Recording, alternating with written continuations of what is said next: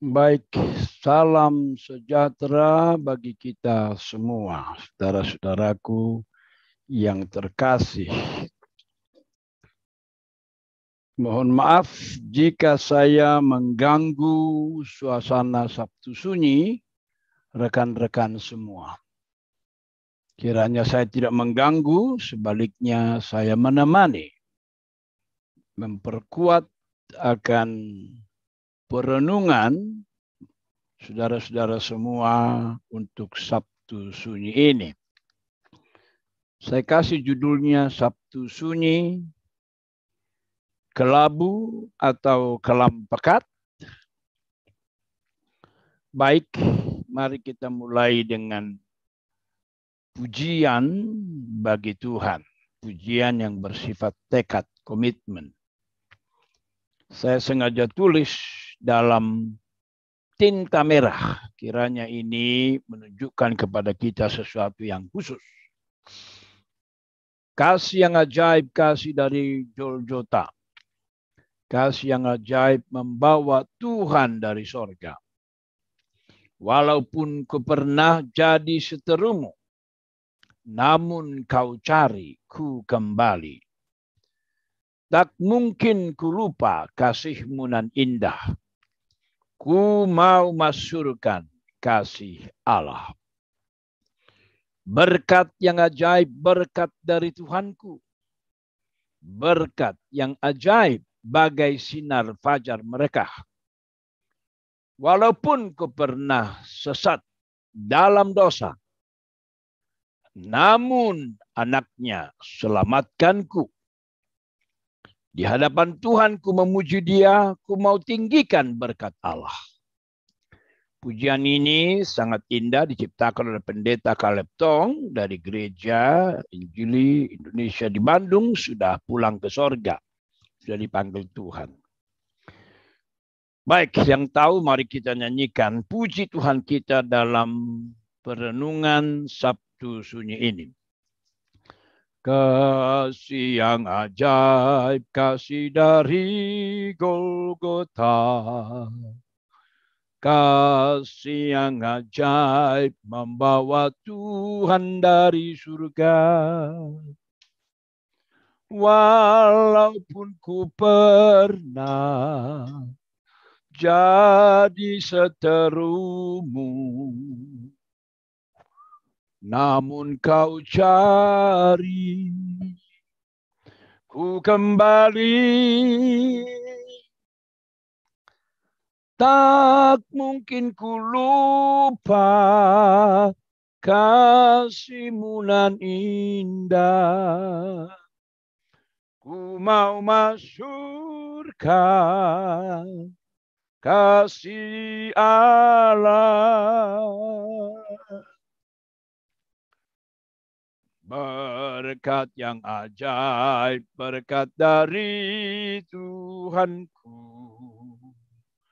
Berkat yang ajaib bagai sinar fajar mereka. Walaupun ku pernah sesat dalam dosa, namun anaknya selamatkanku. Di hadapan Tuhan ku memuji Dia. Ku mau tinggikan berkat Allah. Kasih yang ajaib, kasih dari Golgota. Kasih yang ajaib membawa Tuhan dari sorga. Walaupun ku pernah jadi seterumu, namun kau cari ku kembali. Tak mungkin ku lupa kasihmu nan indah. Ku mau masyhurkan kasih Allah. Baik, demikian pujian akan kasih yang ajaib. Hari ini dalam tradisi sebagian umat Kristen disebut Sabtu Sunyi. Ada beberapa gereja yang memperingati Sabtu Sunyi. Mengapa disebut Sabtu Sunyi? Karena memang dalam hari ini murid-murid perdana Tuhan Yesus sungguh-sungguh mengalami kesunyian. Bukan hanya sunyi tanpa kegiatan, tapi terutama sunyi batiniah, spiritual, hidup penuh ketakutan tanpa pengharapan. Demikianlah Rasul Yohanes menulis. Berkumpullah murid-murid Yesus di suatu tempat dengan pintu-pintu yang terkunci. Mengapa harus mengunci pintu? Padahal dalam komunitas Yahudi ketika itu pintu tidak harus dikunci. Mereka adalah komunitas terbuka. Alkitab menulis alasannya.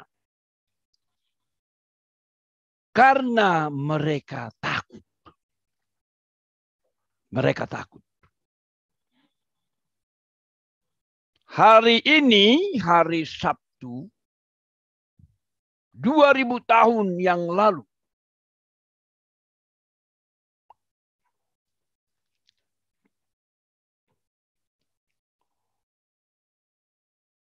karena takut. Hari ini, Sabtu 2000 tahun yang lalu, memang sulit bagi kita membayangkan satu pun dari murid-murid Tuhan Yesus yang berwajah gembira, ceria. Sebaliknya, mereka semua sedih. Sangat sedih. Bukan hanya sedih. Sangat sedih. Betapa mereka tidak sedih. Mereka baru saja kehilangan Tuhan, junjungan, dan pengharapan mereka. Tambahan lagi, mereka juga kehilangan salah satu dari tim mereka, yaitu Judas, sang bendaharawan, yang selama 3 tahun ini hidup bersama, mengalami berbagai peristiwa enak, indah, ajaib bersama Tuhan Yesus. Judas yang menjual Tuhannya dengan 30 keping perak, akhirnya menyesali tindakannya. Membuang uang itu dan membunuh diri sangat tragis. Matre dimulainya menyesal. Betapa sedihnya mereka mengingat itu. Kehilangan rekan selama 3 tahun penuh bersama-sama. Dan saat itu jumlah mereka yang berkumpul tidak lagi 12. Tetapi berkurang 1 orang. Dalam kondisi kehilangan itu, bagaimana kita membayangkan wajah Lewi, Matius, nama lainnya, yang bekerja di kantor bea cukai? Apa kira-kira yang ada dalam hati dan pikirannya? Dia telah resign dari kantornya. Meninggalkan pekerjaannya dan mengikuti panggilan Tuhan sebagai full time. Itulah yang dikisahkan oleh Injil Lukas. Namun tragis. Sudah meninggalkan pekerjaannya dengan harapan baru. Namun tragis Tuhan Yesus memanggilnya untuk mengikutinya mati di kayu salib. Sekali lagi, tragis. Setelah Matius atau Lewi meninggalkan semua dengan pengharapan yang baru, dan Tuhan Yesus yang memanggilnya untuk full-timer, sendirinya mati di kayu salib. Yesus mati karena didemo. Jutaan massa yang beringas. Kalau sekarang kita kenal kaum kadrun. Dan sangat membencinya. Jadi teringat Dr. Ade Armando yang sekiranya tidak segera ditolong setelah dihabisi, ditelanjangi, mungkin akan dibuat mati di tempat. Syukur tidak jadi. Yesus mati karena didemo jutaan massa yang beringas, kaum kadrun, dan sangat membencinya.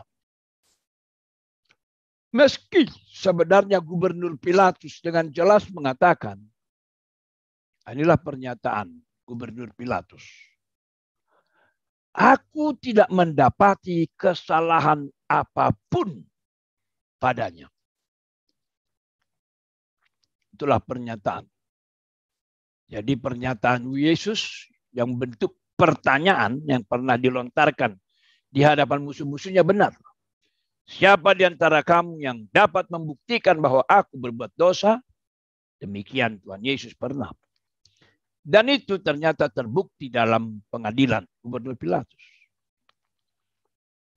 Tidak mendapati kesalahan apapun pada Yesus. Lewi meninggalkan pekerjaan yang telah mapan untuk sesuatu kesia-siaan. Resign for nothing. Bagaimana mungkin ceria? Sebaliknya sunyi.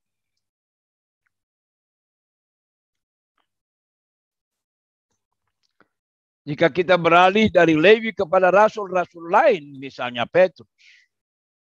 Bagaimana kira-kira ekspresi dari Rasul Petrus? Saya kira Petrus jauh lebih murung. Sedih. Bahkan sangat kecewa. Mungkin juga sangat marah karena emosinya yang meledak-ledak.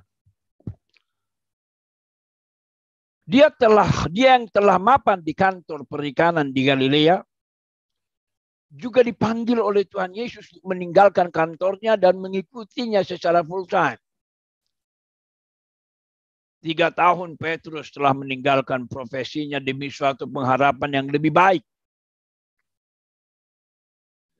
Dengan penuh semangat dia memimpin tim yang 12 untuk setia dan loyal kepada guru mereka. Dia bahkan berani berkata, sekiranya yang lain berontak dan tidak loyal, dia siap mati bagi guru dan Tuhannya. Demikian Matius 26. Namun, di Sabtu sunyi itu, jam demi jam berlalu, penuh dengan kesedihan akibat kehilangan Tuhan dan rekannya. Jam demi jam berlalu penuh tanya. Mengapa semua itu berakhir begitu sadis? Mengerikan?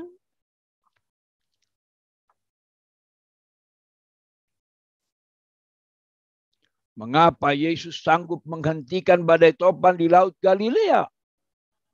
Begitu lemah dan tidak berdaya menghentikan segala kejahatan yang diterimanya. Sementara itu, terbayang kembali di pikiran Petrus bagaimana Yesus disiksa dan dianiaya. Begitu menyakitkan, begitu hina. Jam demi jam berlalu di hari Sabtu itu.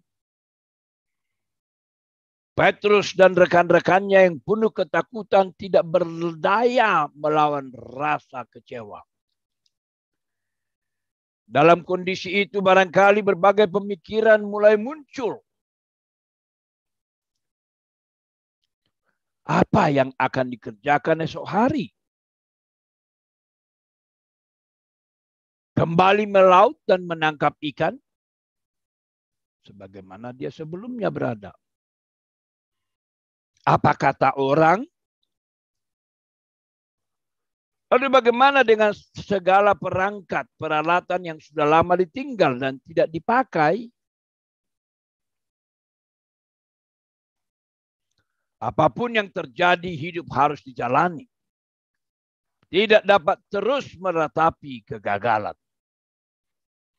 Ditelan kesedihan. Akhirnya,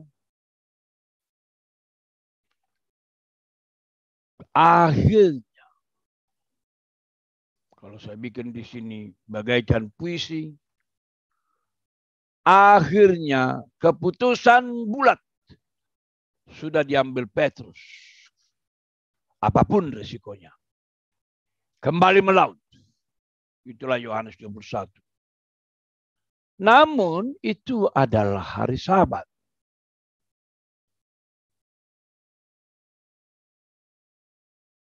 Dilarang bekerja. Maka harus bertahan. Terus bertahan dalam kesunyian hingga menunggu hari esok. Demikianlah Sabtu sunyi atau Sabtu kelabu atau Sabtu apalah namanya. Begitulah Petrus dan kawan-kawan. Nah, bagaimana perenungan Sabtu sunyi kita pada saat ini, saudaraku sekalian? Salam kepada semua saudaraku yang sudah hadir. Sekali lagi, saya ingin menemani perenungan Sabtu sunyi rekan-rekan semua. Kiranya menjadi berkat. Untuk saudara Erben Channel, salam. Rafael Frankie, salam. Emmanuel Bikan Smart, salam Sabtu sunyi. Edward Rumah Ijuk, salam juga.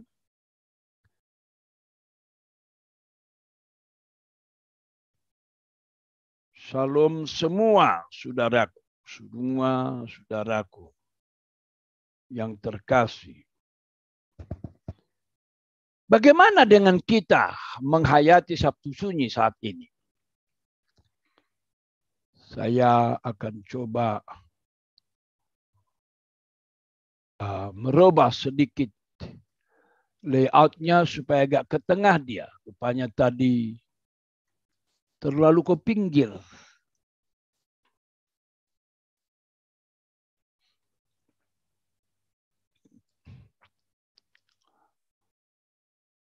Ya. Sekali lagi, bagaimana dengan kita? Apakah juga sama dengan mereka?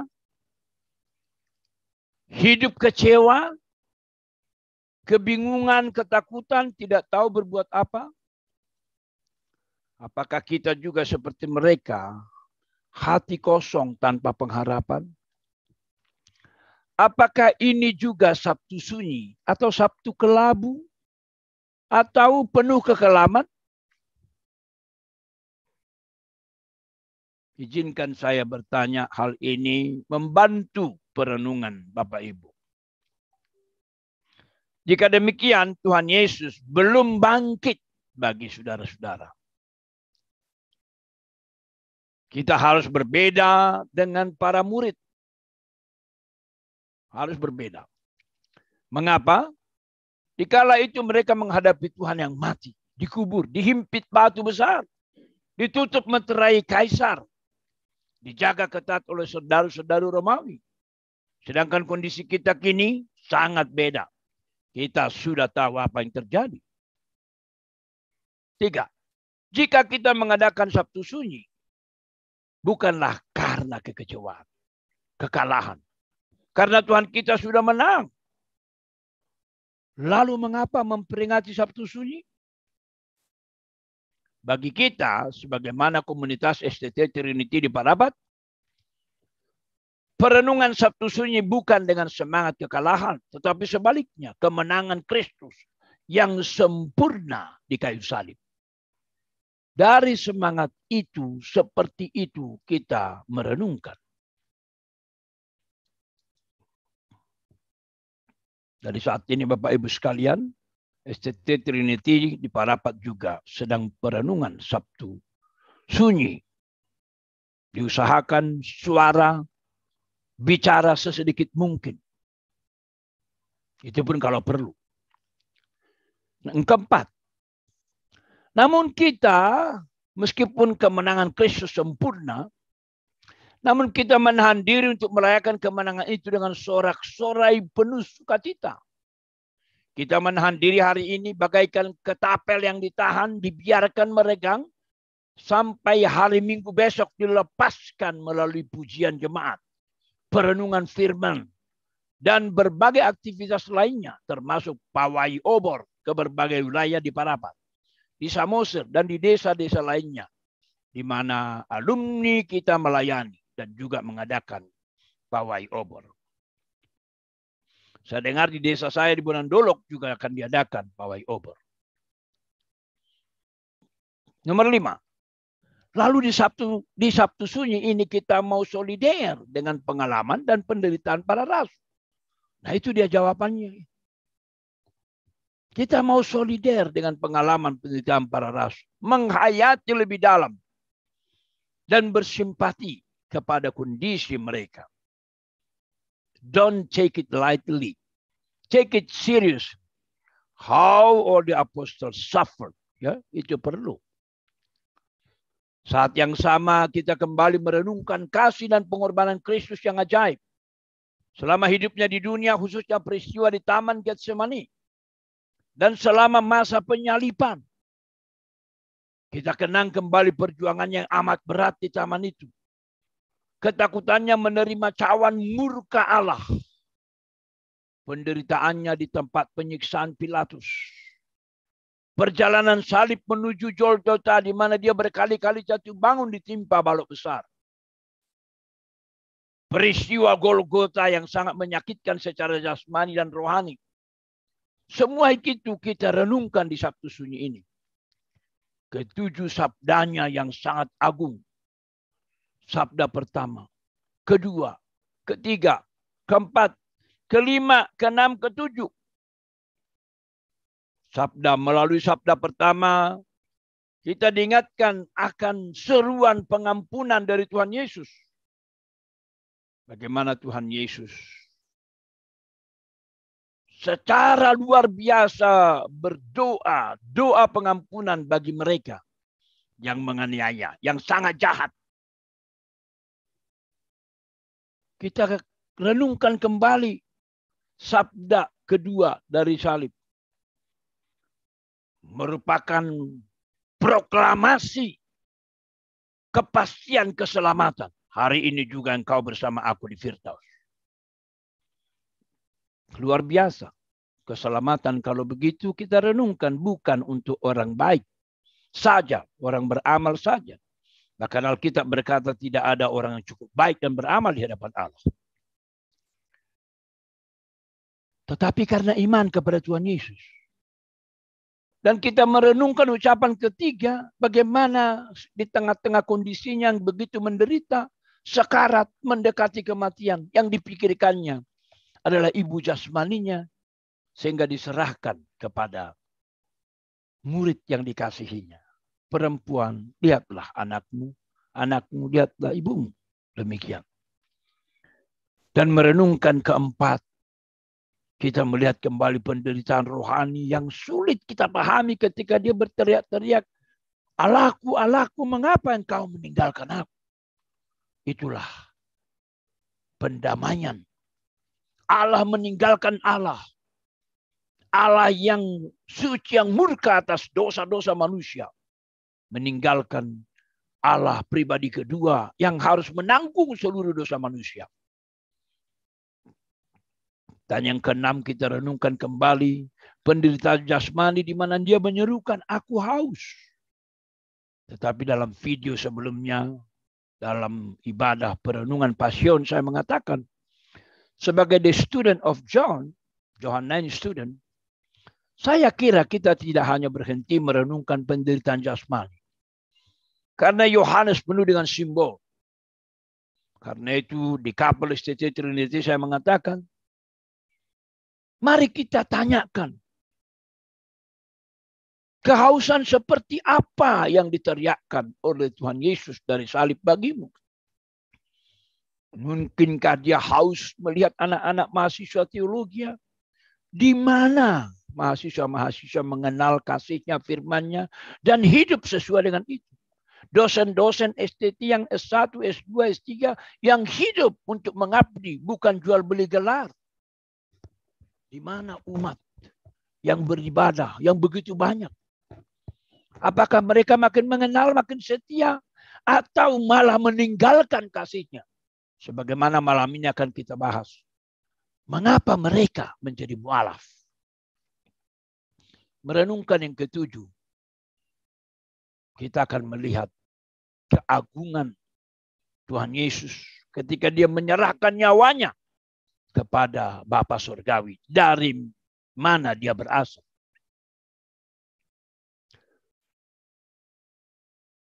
Sabda demi sabda akan menyegarkan jiwa dan roh kita pada Sabtu Sunyi ini. Dan kita akan merenungkan peristiwa berdarah-darah dengan keringat darah di Taman Getsemani akibat ketakutan, agonia, demikian Yunani, sampai kepada komitmen mati di kayu salib. Semuanya itu dilakukannya demi kita, untuk kita. Betapa mahal, betapa berharga Tuhan Yesus membayar dosa-dosa kita. Di sisi lain, di Sabtu Sunyi ini kita merenungkan ketika dia telah melakukan segalanya bagi kita, apakah yang telah kita lakukan bagi dia? Ini perlu kita renungkan. Masih ada beberapa jam lagi. Tahanlah berbagai aktivitas, Bapak Ibu sekalian. Hanya ada satu hari dalam 1 tahun Sabtu Sunyi. Mari kita renungkan. Sejauh mana kita telah melakukannya bagi dia? Sejauh mana kita gagal dan menyakiti hatinya? Seakan-akan kita memakukan dan menyalibkannya kembali.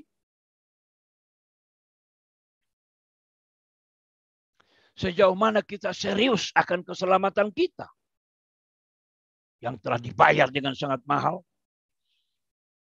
Sama seperti Rasul Petrus berkata, engkau tahu bahwa kau telah dibayar bukan dengan emas atau perak, tetapi dengan darah yang mahal. Karena itu dia berkata kepada jemaat di Korintus, muliakanlah Tuhan dengan tubuhmu. Jangan hidup dalam percabulan. Tubuh membaik Roh Kudus. Sejauh mana kita bersyukur atas karya pengorbanannya di kayu salib? Tadi malam setelah menyelesaikan ibadah Pasion, 7 ucapan salib, saya dengan beberapa tim inti panitia makan bersama di tepi pantai di Parapat. Kita bersyukur sambil berbagi berkat apa yang diperoleh selama ibadah 4 hari. Serta komitmen terhadap Tuhan Yesus. Mereka masing-masing bercerita. Ada yang mengatakan, saya menyesal, saya belum melakukan yang terbaik. Ternyata saya makin sadar, masih terlalu jauh. Ada yang berkata, saya tidak tahan menahan haru, saya meneteskan air mata. Ada yang mengatakan, saya diingatkan kembali kedahsyatan kasih Kristus, yang bahkan berdoa syafaat bagi mereka yang menganiaya begitu jahat. Saya juga merenungkan bagaimana tanggung jawab kepada keluarga di tengah-tengah segala kesibukan seperti Tuhan Yesus. Dan macam-macam sharing mereka. Saya pun menyampaikan doa dan komitmen saya kepada mereka. Saya pun berbagi berkat sesudah mereka semua berbagi. Saya katakan bahwa doa dan komitmen saya adalah untuk terus memperkuat STT Trinity. Juga menceritakan kondisi hampir 400, lebih dari 300-an STT. Di mana banyak dari STT ini, sebagaimana dikatakan beberapa teman, bukan lagi sekolah tinggi teologi, tetapi sudah lebih cenderung kepada sekolah tipu-tipu. Jual beli gelar. Sebagaimana ada STT saat ini sedang bermasalah dengan STT, dengan Polda Metro Jaya. Beberapa waktu yang lalu, STT Immanuel di Manado bermasalah, di mana menjual gelar untuk master dan doktor sekian puluh juta. Nah, saya mengatakan, kelak kita tidak kekurangan master dan doktor dari segi gelar. Tapi kita akan kehilangan isi. Kita kekurangan yang betul-betul memahami. Dan saya mengatakan itulah sebabnya kalian sendiri mendengar para dokter-dokter, para ketua-ketua STT yang berseminar itu, berwebinar itu, mereka melakukan kesalahan fatal, mendasar. Bagaimana berani mereka mengatakan Yohanes 14 ayat 1 sampai 3 itu adalah rapture, ajaran pengangkatan. Kerajaan 1000 tahun di mana Tuhan Yesus akan datang kembali. Dan mereka mengatakan itulah Alkitabiah, sesuai Alkitab. Dan saya berkata, mereka dokter-dokter, mereka ketua-ketua STT. Tapi mereka salah mendasar. Dan di dalam kesalahan itu mencoba meyakinkan jemaat membagikan kesalahannya. Sangat sedih. Dan banyak contoh-contoh lain. Karena itu, saya berkata kepada mereka,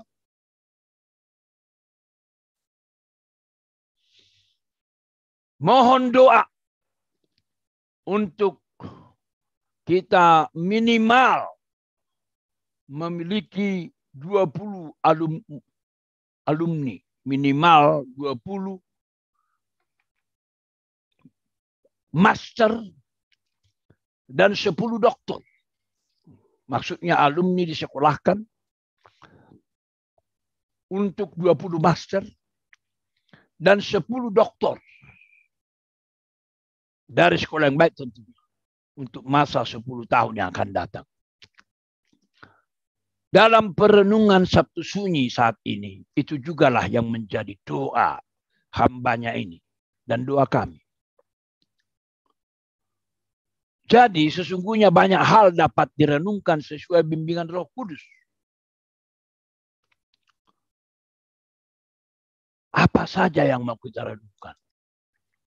Biarkanlah Roh Kudus membawa pikiran, kerohanian, hati saudara-saudara sekalian kepada perenungan yang suci dan mengakibatkan komitmen dan tekad. Sebagaimana saya katakan, komitmen dan tekad saya, mohon doa juga Bapak Ibu di Sabtu Sunyi ini, supaya dalam 10 tahun ini dilayakkan untuk menghasilkan 20 master dan 10 doktor. Dan mereka ini semua akan memperkuat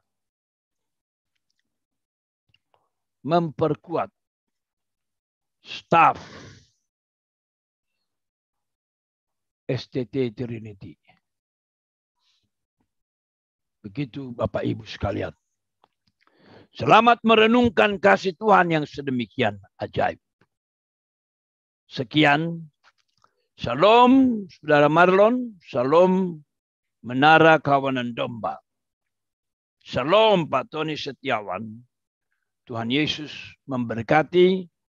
Mari kita lanjutkan perenungan Sabtu Sunyi kita masing-masing.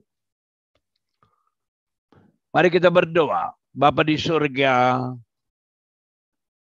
berkatilah Sabtu Sunyi kami, perenungan kami pada saat ini untuk seluruh jemaat gereja. Merenungkan kembali kasih dan pengorbanan Tuhan Yesus yang ajaib. Merenungkan kembali betapa mahalnya Engkau telah membayar kami, melepaskan kami dari dosa dan genggaman dosa. dan merenungkan kembali serta mensyukurinya. Dan di pihak lain melihat bagaimana diri kami. Sejauh mana kami mensyukuri, menghargai, dan meresponi pengorbanan. Atau jikalau kami gagal, tolonglah kami melihat, menerobos sampai ke dalam-dalamnya. Dan karuniakan kepada kami kemampuan untuk mengakui segala dosa-dosa kegagalan pemberontakan kami. Karuniakan juga kemampuan untuk menyesalinya, tidak memakluminya, dan akhirnya kami bertindak munafik dan terus bertahan dalam dosa.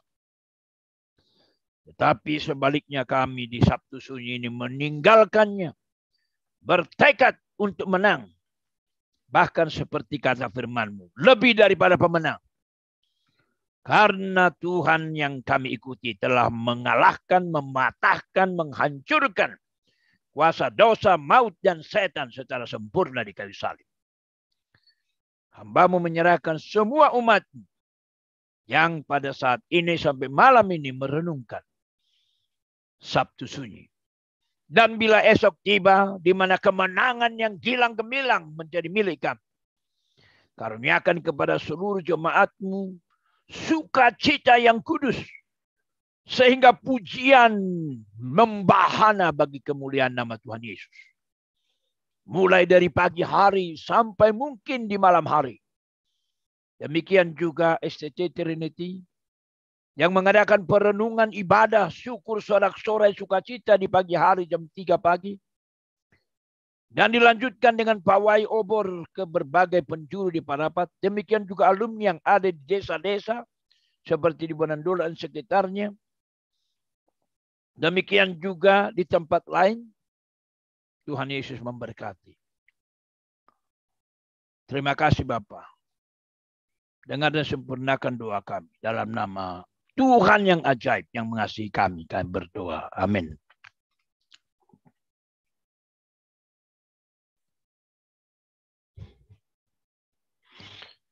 Salam sejahtera kepada Stephen pecinta damai. Kepada Coki Tambunan, salam terima kasih. Tuhan memberkati. Ya, terima kasih atas doanya. Selamat melanjutkan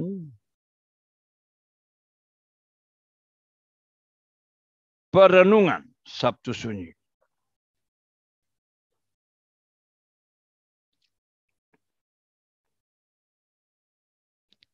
Sabtu Sunyi. Sampai jumpa malam ini. Tema mengapa mereka jadi mualaf. Juga besok pagi jam 3 dengan tema kekristenan melampaui semua agama.